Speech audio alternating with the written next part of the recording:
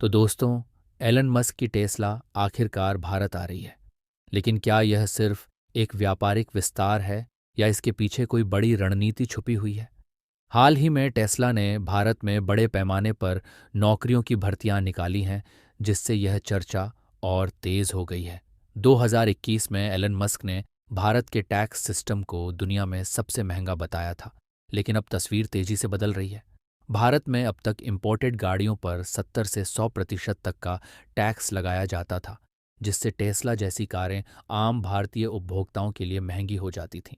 लेकिन अब खबरें आ रही हैं कि सरकार ने टेस्ला के लिए टैक्स में कुछ राहत देने पर विचार किया है। हालांकि इस पर अभी तक कोई आधिकारिक घोषणा नहीं हुई है, लेकिन कंपनी के भारत में बढ़ते कदम इस ओर इशारा कर रहे हैं। टेस्ला ने अपने आधिकारिक लिंक्डइन पेज पर भारत में कई नई भर्तियों के लिए वैकेंसी निकाली है, जिनमें store manager, customer service, delivery specialist और बिजनेस ऑपरेशन जैसे महत्वपूर्ण पद शामिल हैं।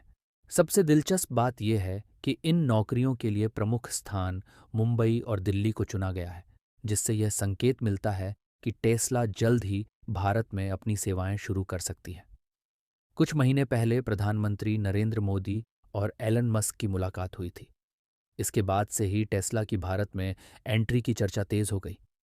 क्या यह मुलाकात टेस्ला के लिए भारत के बाजार में प्रवेश का जरिया बनी, या फिर इस मीटिंग में कुछ ऐसी शर्तें तय की गईं जो अब जाकर पूरी हो रही हैं? ये सवाल हर किसी के मन में बना हुआ है।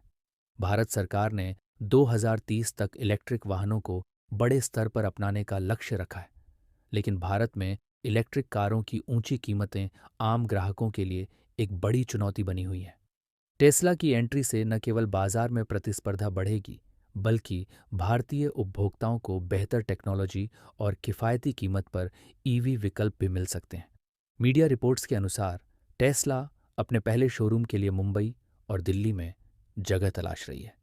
संभावित स्थानों में मुंबई एयरपोर्ट के पास बांद्रा कुर्ला कॉम्प्लेक्स और दिल्ली में एरोसिटी का नाम सामने आ रहा है।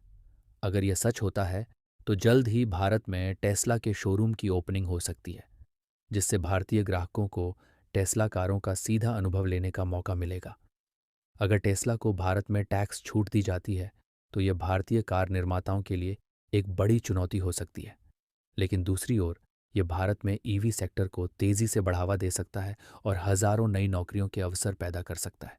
अब बड़ा सवाल यह है कि क्या सरकार इस पर कोई आधिकारिक बयान देगी या यह डील पर्दे के पीछे ही बनी रहेगी? आपकी क्या राय है? हमें कमेंट में बताइए। अगर आपको यह वीडियो पसंद आया हो तो इसे लाइक करें, शेयर करें और चैनल को सब्सक्राइब करना ना भूलें।